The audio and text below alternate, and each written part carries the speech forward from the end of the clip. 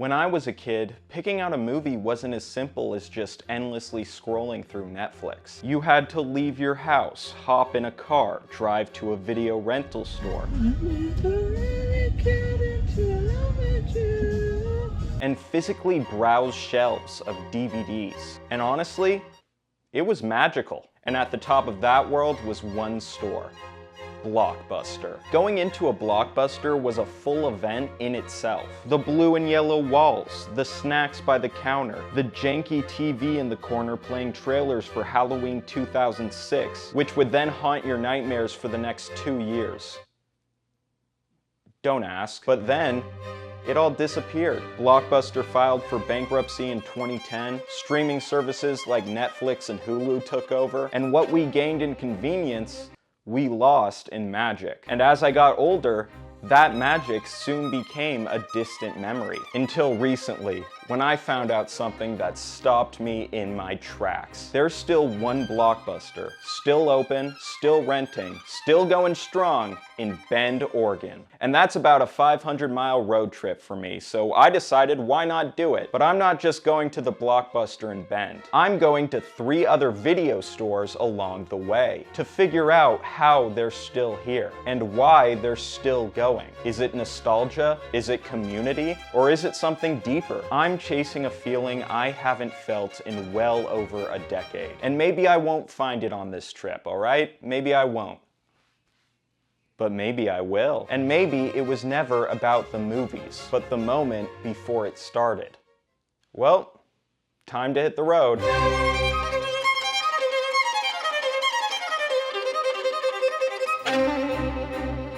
We are about to hit the road. I am just getting ready to get onto the highway. Make my way to San Francisco for our first stop at Video Wave in Noe Valley. And then I have a 5-hour drive to Arcata, California. Let's check out Video Wave, shall we? Stop 1. Here we go, baby. Video Wave. Smack in the middle of Noe Valley, this place has been renting movies the old school way since 1983. It's the last standalone video rental store in San Francisco. There's a cafe called Faye's that sells DVDs, and the Alamo Drafthouse on Mission rents a small selection, but that's it. And these other options, according to Colin Hutton, Video Wave's longtime owner since 2005, he doesn't look at them as competition. They don't get new movies really, and they have a pretty small selection, and it's not browsable in the same way that this full-service video store is. At Video Wave, you get a selection of movies you can't find anywhere else in the Bay Area. Still covered in movie posters and lined with over 27,000 titles. Colin's collection is unmatched to any streaming service. He would know too. I used to be a librarian, so in terms of its organization and classification, it's haphazard, and it's an algorithm doing the work, not like an actual person who sort of knows what they're doing. And stepping inside felt like walking into a love letter to cinema. This store has soul, but surviving in San Francisco isn't easy. Rent is my biggest obstacle, and times have been tough, and I've thought about relocating to save money on rent. And one of the few communities I thought of moving to was Astoria, Oregon, but it happens to be a community that still has a video store and has had a video store since the 70s, and they're doing, pretty well. And it's really great. There's no way that I would want to compete with that to try to put them out of business, or, a community that already has a video store that has survived is not a community I would want to go into if I ever had moved. And his store is more than a business. It's a gathering place, a time capsule, a rebellion against disposability. Many young renters are consciously avoiding streaming, according to Colin. I usually think it's because they're wise beyond their years, because they've discovered how limited digital and streaming options are. They don't like to support certain corporations like Amazon or Disney. Relying on the internet and the corporations to provide you the connection and the movies is also why those things disappear off those services all the time. Because that's the thing about streaming. It's all temporary. They always limit what's on their service. And in my store, the equivalent of that would be if I covered 90% of my browsable space and didn't let you look at it that month. And I said, this month, you only get to look at these 4 sections. That's what's happening on streaming services every month. They say they have 20 or 40,000 things, but usually only 5,000 or less are available at any one time. But at Video Wave, everything is visible.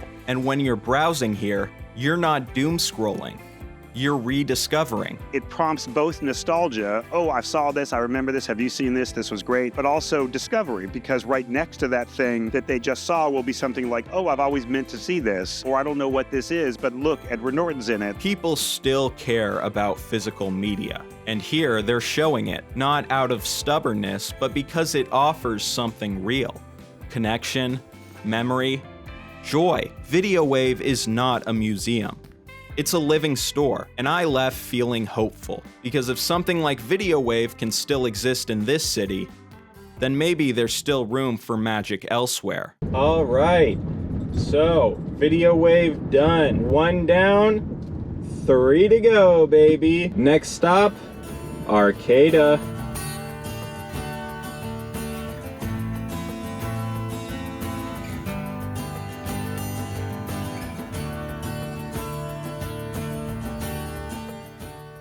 Northern California, let's go. Let's do this, dude. I am hyped. On the road to Bend. I just can't wait to get on the road to Bend. The life I love is making movies with myself. And I can't wait to get on the road to Bend. How was that, guys? That was... It's getting to that point of the road trip. On the road to Bend. Traveling slowly down the highway. On the road again. Just can't wait to get on the road again. The life I love is making music with my friends. And I can't wait to get on the road again. On the road again. Going places that I've never been. Seeing things that I may never see again. Can't wait to get on the road again. It didn't hit me until I was past the bay that I'm really doing this. 5 hours through farmland, small towns, and California redwoods. No one I knew for hundreds of miles. And if something goes wrong, it's all up to me to figure it out. But despite these thoughts, I didn't feel scared. I felt excited to make something, to figure things out on my own, to enjoy the trip ahead.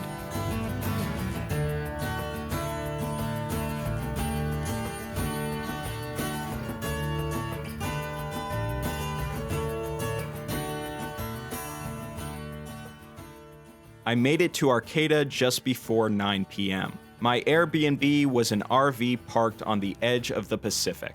Let me give you guys a quick little room tour. You have a couch, a mini kitchen, a bathroom with a mirror. Hey, that's me. Hey, what's up, guys? Your bed, and that's about it.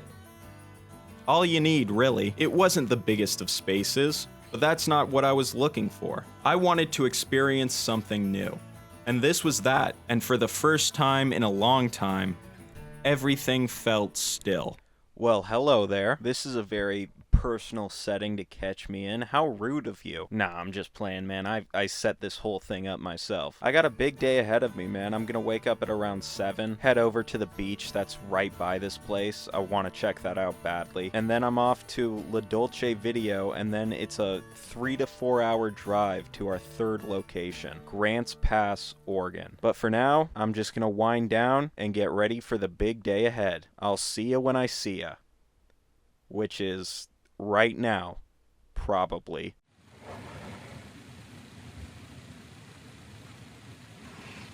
Another day, another dollar. Let's get it. Even though I am not making any money off this trip, I don't need to be reminded. Let's get out. I woke up the next morning at around 7 a.m. Feeling good, excited to start the day. I still had time before my checkout, so I decided to take a 10-minute walk to the beach. Here's some footage of that. I guess this is the way to the beach. Looks like a portal to another dimension, dude. Oh, it's actually sick out here. Hopefully I'm not getting any poison ivy or whatever. That would be fucking lame. There we go. That's what I've been looking for. It's turned into fucking Dune out here, dude. I'm fucking Paul Atreides. If I were in a movie right now, it would, like, the color grading would be in sepia, and I'd be saying some shit like, I've been traversing this land for the past 7 years looking for my son. He was taken to me from a wretched king across the desert. And so I've been traveling, looking, searching for my son. I will find who did it, and I will kill them with a scimitar, because it's, I don't know, desert times, and that shit looks cool, I guess. I don't know. Like, am I wrong, dude? Comment below if you'd watch that movie. You probably already have, if I'm being real.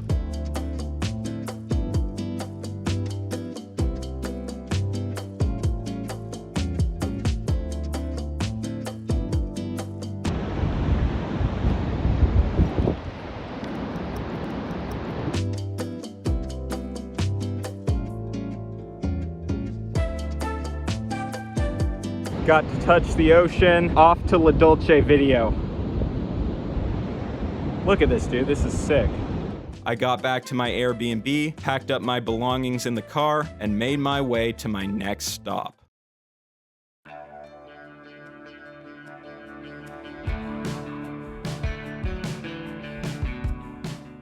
La Dolce Video. Located in Arcata, it might just be the most extensive video store in all of Northern California.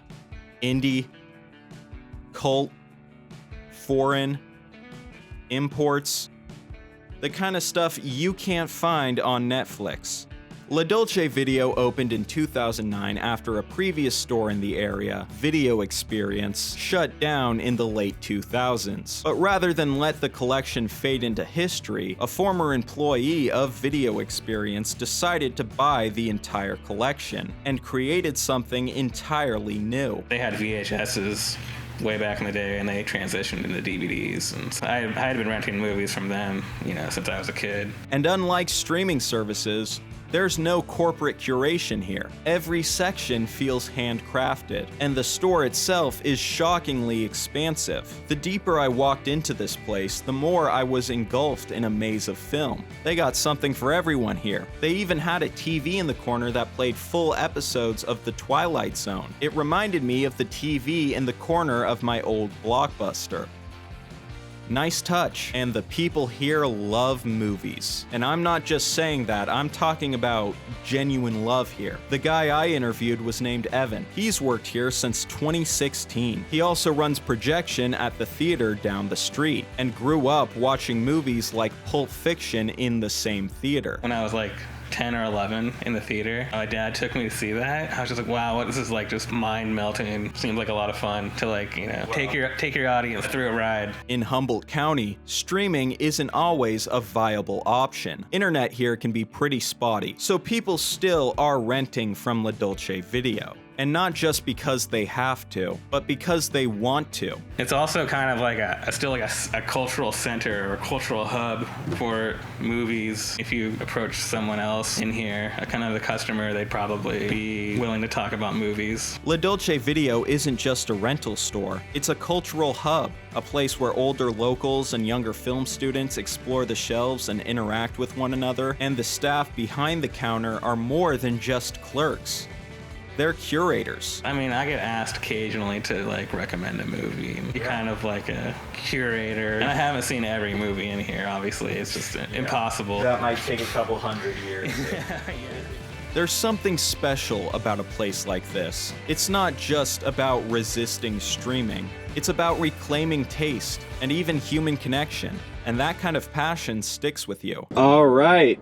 We just finished up at La Dolce Video. Honestly, man, I really love that store. I feel like I'm gonna love all these stores. It's just nice to see a small town like this preserve such a big part of media. It's cool. It's assuring. But yeah, man, there's something different about these small towns. I don't know why I'm crying about this, but there's no rental movie stores. There's just no sense of community. It feels like we really lost that. And even though it's, not a regular part of my life anymore, I'm just happy to see that it exists somewhere, Anyways, we all good? We all got through that? Emotions were high for this next leg of the trip. Maybe it was homesickness. Maybe it was the realization of missing out. Maybe it was just my gratitude for being able to do a trip like this. But regardless of what it was, I was determined to keep moving forward. I'm gonna be completely honest with you guys. This trip means more to me than just checking out video stores. And I'll let you guys know what that is when I'm much more emotionally stable and not trying to drive a 2-ton vehicle. 69 miles until I have to turn off. Hell yeah, dude, sex number.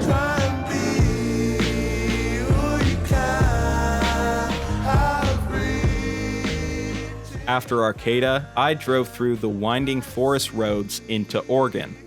This stretch of driving was about 3 hours and had some of the best views of the trip.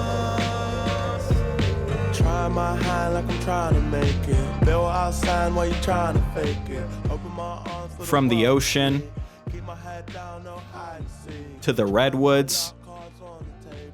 Back on my team 'cause I'm to small towns nestled in between mountains, I got to see it all. Lord knows I can't keep losing sleep, dreaming about the life where we work out.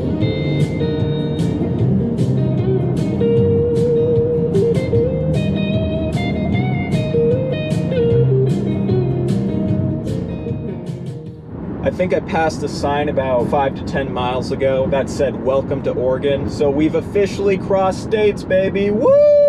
Are you guys seeing this shit right now? Like, are you guys actually seeing this shit? I don't think you're actually seeing it. No, because I don't think you're actually seeing this shit. Look. It's beautiful out here, dude.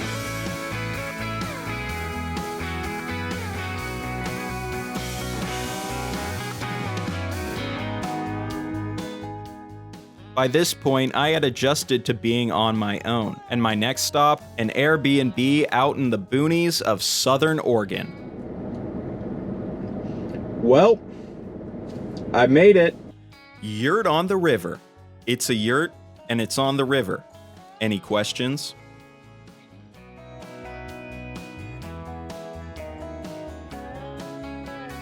This place was awesome. It was like sleeping in a gazebo in the middle of the forest. Who can say they've done that? There were trees all around, a creek outside the window, a hot tub, a barn, birds chirping. I even made a friend.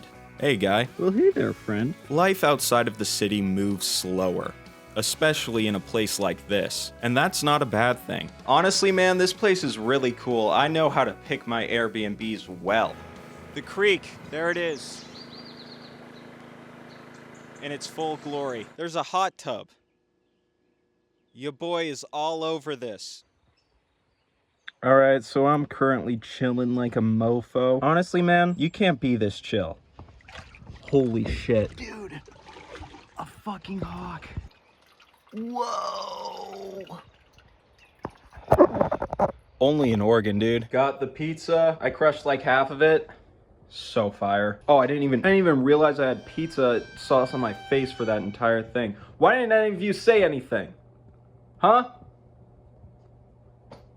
The hell? This trip isn't just about nostalgia. It's about presence, slowing down, creating space to think. It was quiet at the yurt, peaceful even. The kind of quiet that forces you to sit with your own thoughts. And I spent the night soaking in that quiet.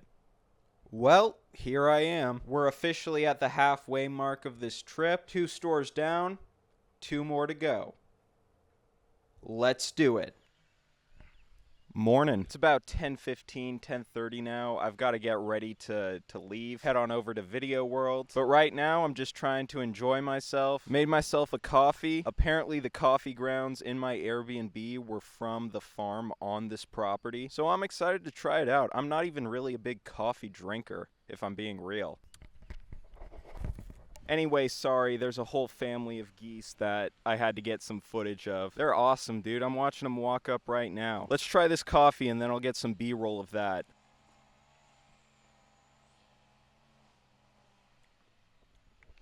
Yeah, it's alright. It's 10:52. I have to be out of here by 11. But thank you, Grants Pass Airbnb. You treated me nicely. By this point in the trip, I wasn't just used to being alone.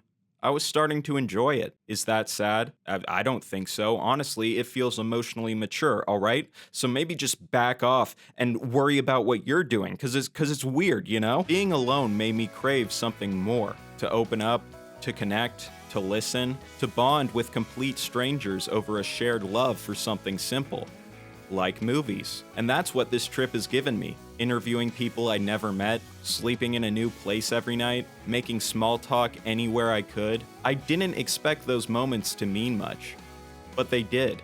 This trip has pulled me out of myself, out of my comfort zone, and into the world.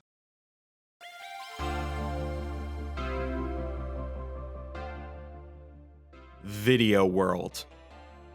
This place? Time capsule. It feels like it never left 2002, and in the best possible way. The store is owned by Jim, who's been running it for over 22 years. Before that, he worked here for a decade, back when this location was still a Pacific Video. But today, it's family run. In fact, his brother owns the game shop next door. Together, they turned the building into a dual store. One side games, one side movies, all sides awesome. And so why a store like this? Why Video World? Why were you so drawn to it? Yeah, mostly it's fun, easy, get to deal with a lot of people, good people. Inside, the store is packed, not just with DVDs and games, but personality. From PS1 titles to obscure films to soda flavors I didn't even know existed, Video World is bursting with small-town character. Jim estimated that they have about 20,000 movies, with new collectibles always coming in. We always have something new and different showing up, and unique. And the people of Grants Pass really seem to enjoy this place, even if it's just stepping in to look around. And it's not just families or film buffs, it's caretakers bringing people in to browse, from older locals who still prefer DVDs to kids who are discovering movies for the first time. It's really all those things, a lot of families, of course, and then older people more and more, partly because we have a pretty good classic section. During my interview with Jim, a family walked in, and they stayed for over an hour, just exploring, browsing, laughing together. And it brought me right back to the way I used to linger at Blockbuster with my friends, walking the aisles even after we picked our movie, just to soak it all in. And honestly, I felt lucky to see that moment still alive today, in a small town somewhere in Central Oregon. Business isn't what it used to be at Video World. We're kind of nearing that edge, of course. But the store is still here, still welcoming, and still full of personality. Even if Jim doesn't consider himself a movie guy, I don't watch near as many as people think I would. he's created a space that movie lovers gravitate toward. Maybe these stores don't survive just because of the movies. Maybe they stick around because of something else. Familiarity, warmth, a connection to the past, and to each other. Jim told me he doesn't think of it as preserving history, I never really thought of it much that way. It's more like just trying to keep going. but in a world that's constantly pushing forward, places like this do preserve something rare. A sense of place, and a feeling you can't stream. And that realization stuck with me as I made my way toward the last Blockbuster.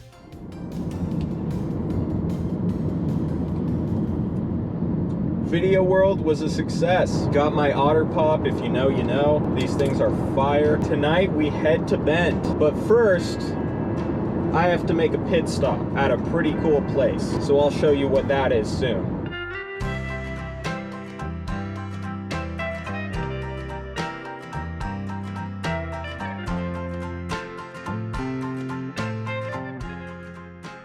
Before I hit Bend, I had to make one stop. One stop I had been meaning to make for a long time.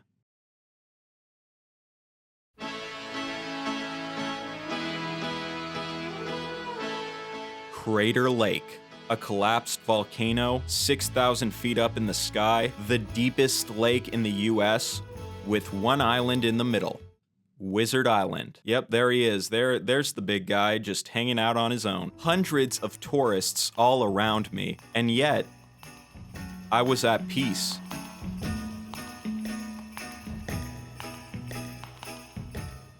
I first found out about this national park back in 2017 and had always wanted to check it out, and with the trails soon closing for maintenance until 2029, what better time than now to see it for myself? I was hoping I'd be able to swim or at least hike down to the lake itself, but Mother Nature had other plans for me that day. First signs of snow, dude.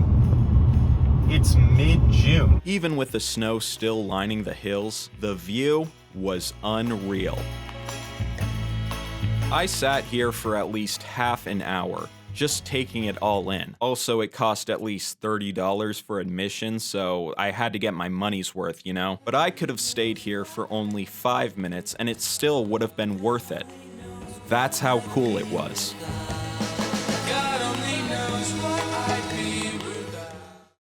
Alright, so we're officially out of Crater Lake, on the way back to Bend, on the road to Bend. But yeah, this trip has opened my eyes in a lot of ways. Much more than just the community and the nostalgia and all that comes with these video rental stores, because that's been very interesting to learn. I don't really put myself out there in ways I want to, and doing something like this, it's really out of my comfort zone. But yeah, man, who knows?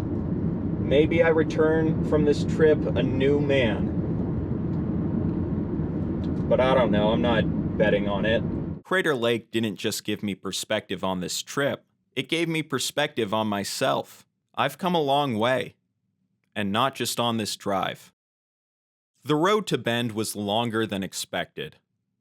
On the road to Bend, with part of Crater Lake closed off, I had to take a detour. But despite this, I didn't really mind it. The road ahead gave me time to reflect, time to pause before the next stop demanded something more of me. Pumping my own gas. I was pretty sure they have people for that in Oregon, but I guess not, so. Times have changed, I guess. I got to Bend a couple hours later and made it to my hotel for the night, the River House Lodge.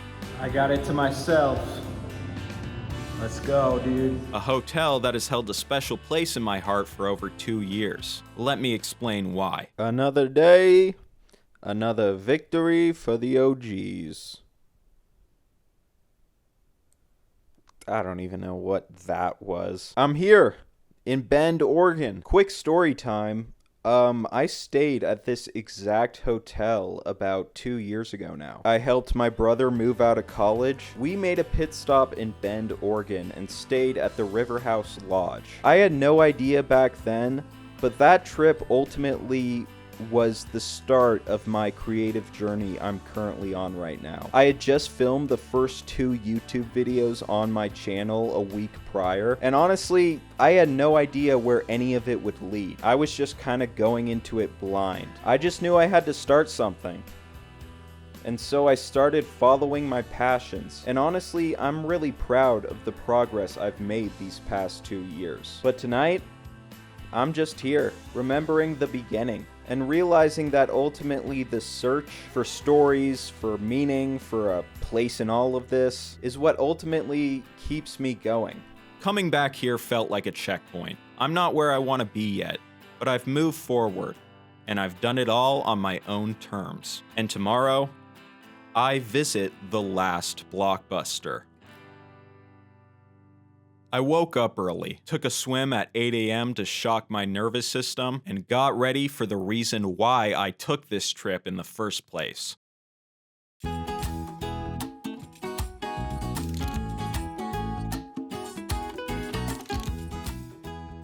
The LAST BLOCKBUSTER. After days of driving, I had finally made it. My journey reached its destination. It's surreal.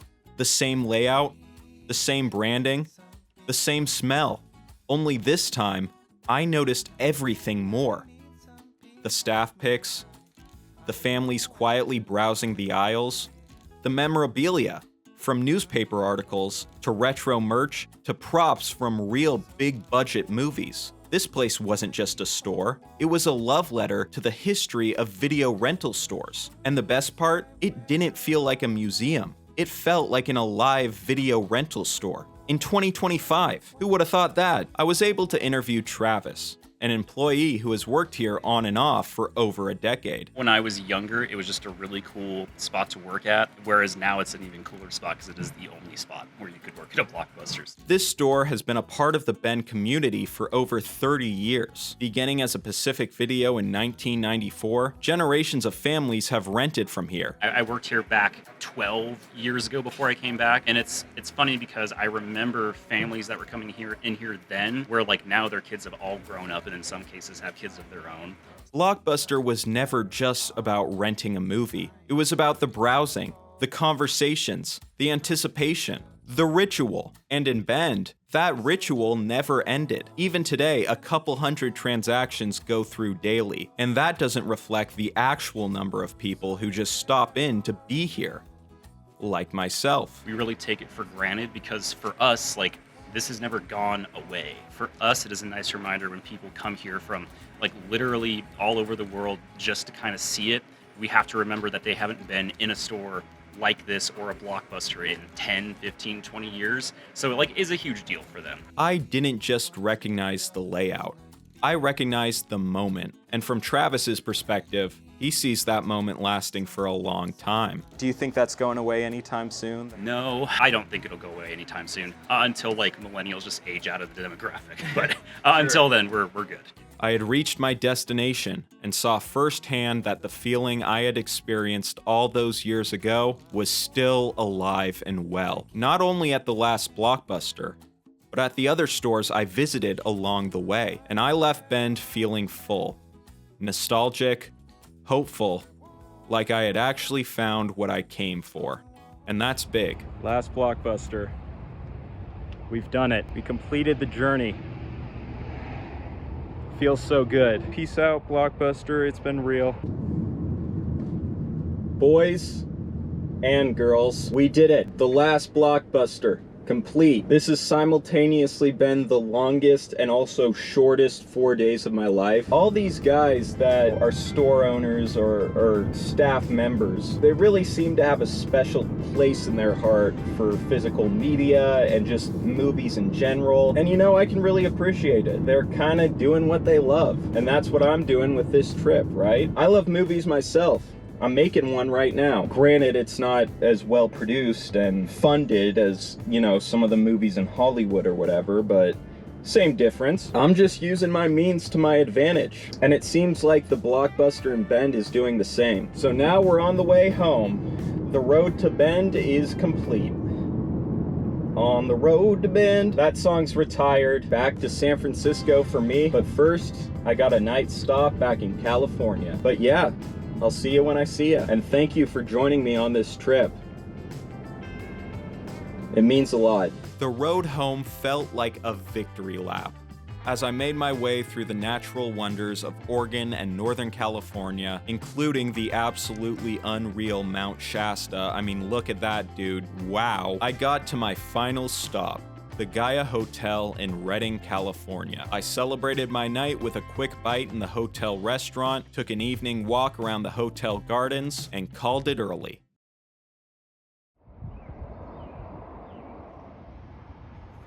Well, that's assuring. About to leave Redding, officially marking the end of this trip. Fit check, fit check. Who's doing drip like me? Absolutely no one. All right, time to head home. Peace. Driving home the next morning, I kept thinking about what I've learned these past few days. This journey wasn't just about the past. It was about everything I've built since then. This was my first solo road trip ever. I drove a total of over 1,100 miles, chasing a kind of magic you can't stream. And I'm glad I did. Not because it brought me back in time, but because it reminded me that there are still people out there who care. People who believe in real connection, in community, in moments that don't come from an algorithm. And that means something.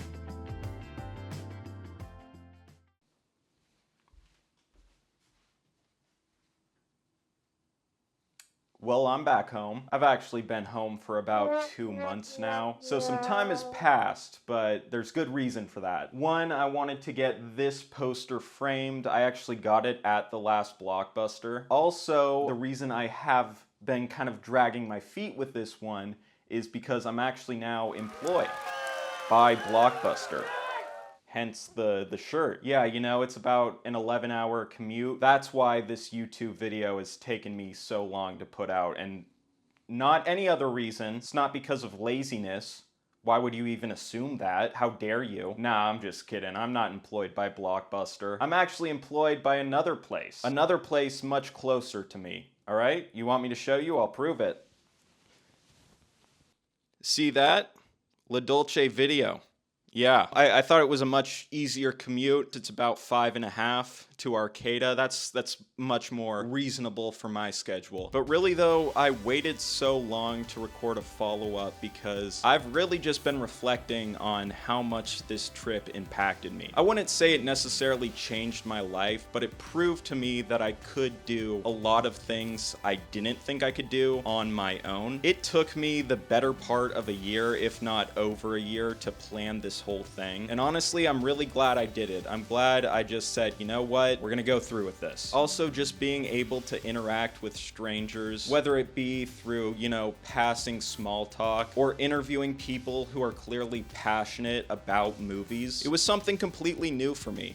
Not necessarily small talk, but, you know, interviewing strangers. I was just glad that I was able to manage everything and create content that I am truly proud of. Alright, so I'm currently chilling like a mofo. And I plan to keep getting better, man. And I think this trip was a big step in the right direction for that. Thank you guys so much for watching. If you enjoyed this one, please like, comment, subscribe, the whole 9 yards. But I'll see you in the next one. Okay? Be well.